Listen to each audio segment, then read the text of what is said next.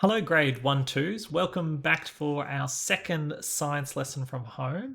Now I know you guys have been doing a bit of learning about dinosaurs and hopefully you remember some of the things you did last week, but I'm just going to do a quick revision and go over some of the answers of last week's work before we get stuck into our new lesson for this week.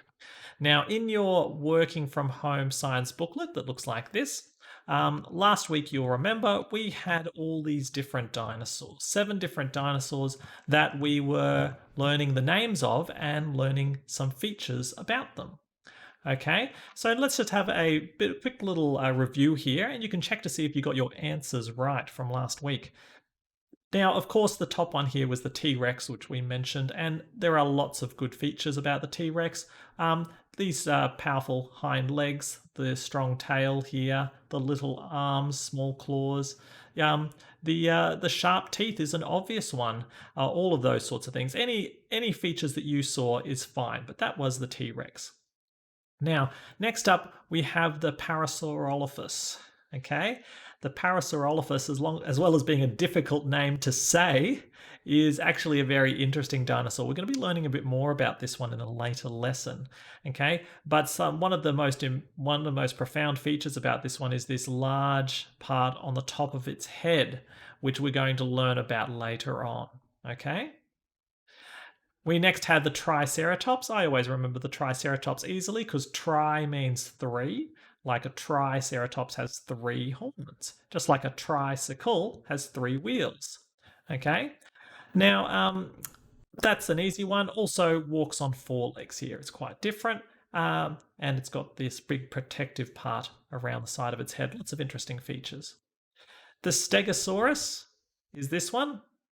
Okay, I'm sure most of you would have got that one. Now the Stegosaurus has lots of interesting features that you can see as well also. Now, this one here, now there's a few people get these mixed up. This one was actually the Brachiosaurus. There is also Brontosaurus and a few others that are very similar, but this one was a Brachiosaurus. Okay, so very long neck used to reach leaves high up in trees, as well as a powerful tail, large legs. Yeah, actually, pretty interesting dinosaur. Okay, and this one here is the Pachycephalosaurus. Okay, now the Pachycephalosaurus, one of the features that's most interesting about him is this hard, bony head that they can use for ramming or butting into things or fighting. Okay, so that's the Pachycephalosaurus. I always remember that because I think with this hard head, he could pack things down really tight if he bumped into them. And last of all, we have the Velociraptor here. Now, the Velociraptor, if you look up pictures of Velociraptors, you're going to get different ones. Like in movies like Jurassic Park, they don't have feathers. But scientists have actually found fossils with them with feather imprints. So they believe they have feathers now. Okay, though they couldn't actually fly. It was just a feathered dinosaur. So also very sharp teeth. Okay, and these sharp claws and these giant big claws on its toes here, used for ripping or attacking something. So quite a few interesting features, but that's the Velociraptor. Now, hopefully you got all of those, and if not, that's okay. You can go back, just change your answer. And it was a fairly big lesson, actually. So this week's lesson is going to be a little bit shorter. So if you didn't get time to colour these, that's no trouble. So you can just colour them at the end of today's lesson because it's going to be a bit shorter than this. Now, for today's lesson, you'll need to turn the page to go to our week 6 activity here. Now, this week 6 activity is, it says to start off, you're going to need to watch the video of Sue the T-Rex on the specialist website. Now, I'm going to put the video right now. So what I'm going to do is I'm going to pause my little video here. We're going to watch this video together, and then we'll do the activity. All right, so here it is. Sue was discovered in the summer of 1990 in western South Dakota. She was found in a package of rocks that we refer to as the Hell Creek Formation. We think the Hell Creek Formation was about 66, 67, the part that Sue was in a million years ago or so. Sue the Tyrannosaurus Rex, named after Sue Hendrickson, the paleontologist who found her, may not necessarily even be a she, but her discovery was like waking a sleeping giant. At the time, T-Rex was a really rare animal. Carnivores are generally rarer than their prey items. But even more rare was Sue's size. At 42 feet long, she's estimated to have weighed between 18 and 20,000 pounds. Her skeleton right now weighs about 3,500 pounds. The skull alone, skull and jaws, weigh about 600 pounds. Sue was also the most complete Tyrannosaurus Rex fossil ever found, having almost 90% of her skeleton.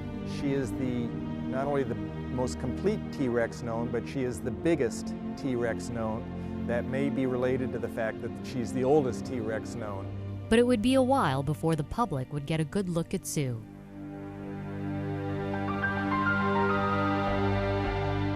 In 1992, while Sue was being prepared to be displayed by the team who found her, the FBI showed up and seized Sue's bones. A legal fight over the land where Sue was found followed. For the next 18 months, Sue languished until the court awarded ownership to the landowner, who then sold her to an auction house. In October 1997, Sue went up for auction. Good morning, ladies and gentlemen, and welcome to Sotheby's. We have for auction today the fossil of a Tyrannosaurus Rex known as Sue. And I begin with a bid of $500,000. Now bidding at $500,000. I'm bidding at $500,000, $600,000, $700,000. Now it's bidding at $1 million. At $1 million. Now bidding at $1 million. Now $5 million in the center. 5.175. $7,600,000. $7,600,000. Fair warning then at $7,600,000. Up here. $7,600,000. The Field Museum of Natural History in Chicago outbid everyone, and Sue would be put on display for all the world to see. We won the auction at $7.6 million. So now we've bought Sue, and reality sinks in. Be careful what you wish for. There was a lot to do before Sue's May 17, 2000 debut. The first thing to be done was to pack her up and move her to Chicago. She was in New York.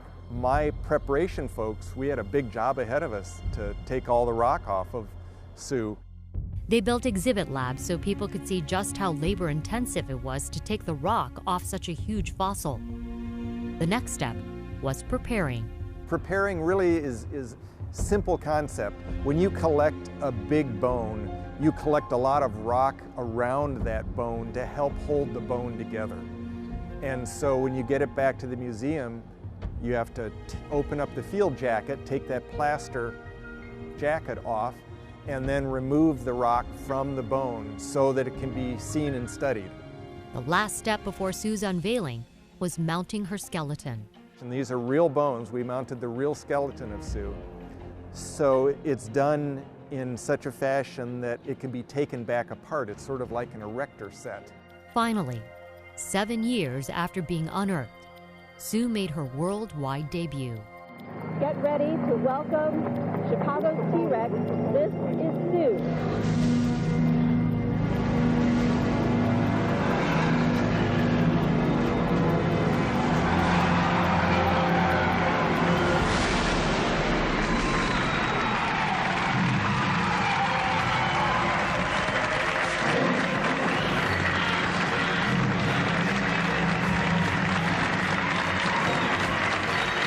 It's just incredible.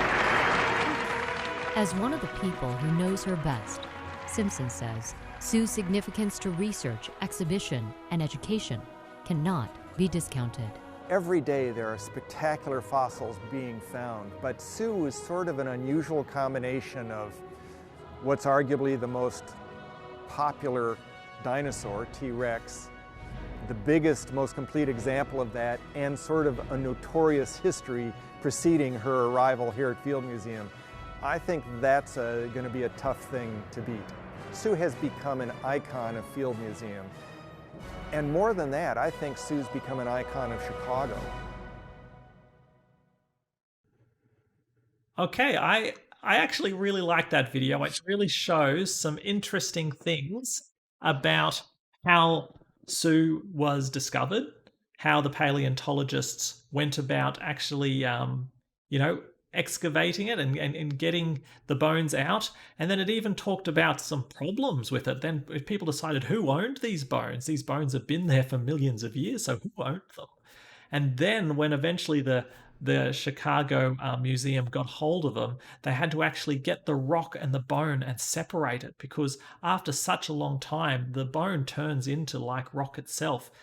So it's a very big process, but really cool. I think a very interesting video about how just how important the fossils are for our knowledge of what these dinosaurs actually were like.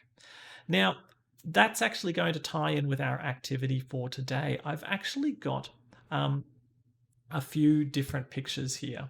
Okay, I've got a kangaroo, and then I've got a kangaroo skeleton, and I have a lion and then a lion skeleton. Now, some of you who are here on the last day of term will have seen some of these already, but there were a lot of people away, so I wanted to cover this before we moved on. I'll read this out here for you. So this part of it says, you can discuss with someone at home about the importance of dinosaur bones and how we use them to get clues as to what dinosaurs were like. Now, the bones is where we get most of our information about dinosaurs. Okay, just like looking at the bones of a modern day animal. Like, for example, we can look at this kangaroo here. And if I'd never ever seen a kangaroo, but I found bones that looked like this, I could automatically tell that it actually has a very long tail. Okay, and of course a kangaroo does.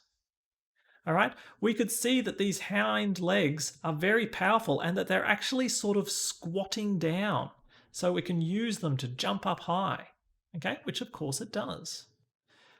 Okay, so what we're doing here is we want to truly try and get an understanding of how we can compare bones with the real creatures. And that's actually going to help us understand how we can compare bones like Sue, the T-Rex's bones, to actually learn what a T-Rex was actually like and how big they could get, how old they could get, all sorts of things like that. Okay.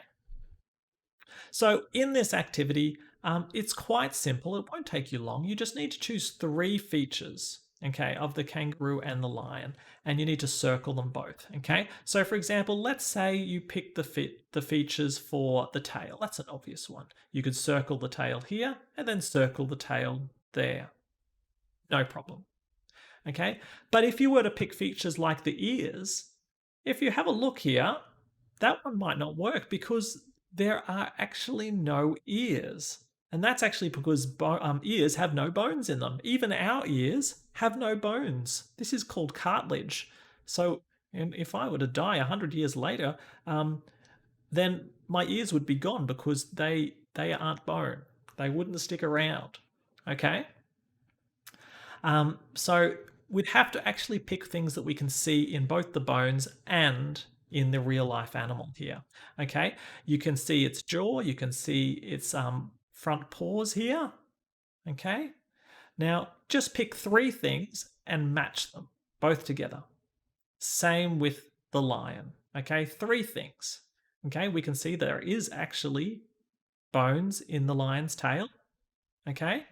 All right, but once again, there's no bones for its ears. Interesting. Okay?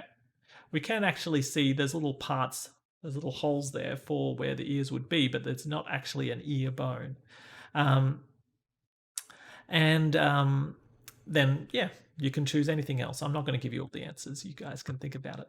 Once you've done that, won't take you long. Once you've done that, have a little chat to someone at home, like it says, about what you learned from that video about Sue. Have a bit of a talk about that, and you know what it means to you and what do you think you can learn from it.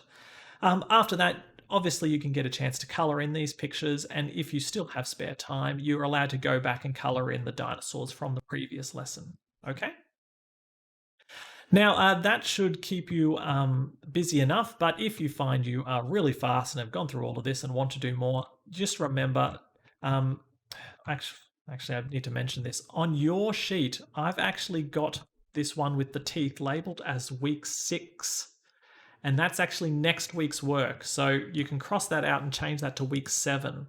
This one about the teeth is next week's work. Okay? It's going to be a big one for next week.